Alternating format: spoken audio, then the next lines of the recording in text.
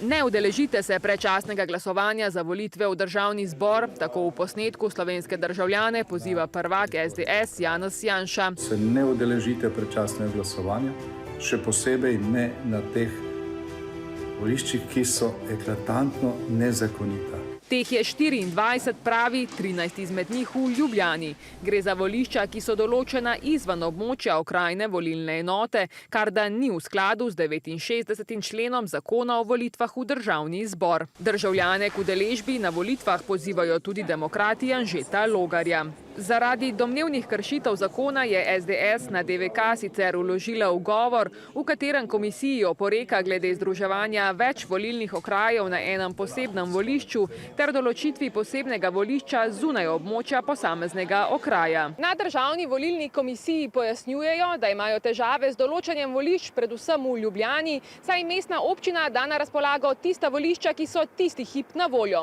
Tudi zato bo letos predčasno glasovanje potekalo v dvorani Stožice in ne na Gospodarskem razstavišču. Na dogajanje se je odzval tudi ljubljanski župan. Torej, on bo rekel, če bojo dobili volitve v Ljubljani, SDS so poštene, če bo izgubili, kar bo izgubili, so pa nepoštene.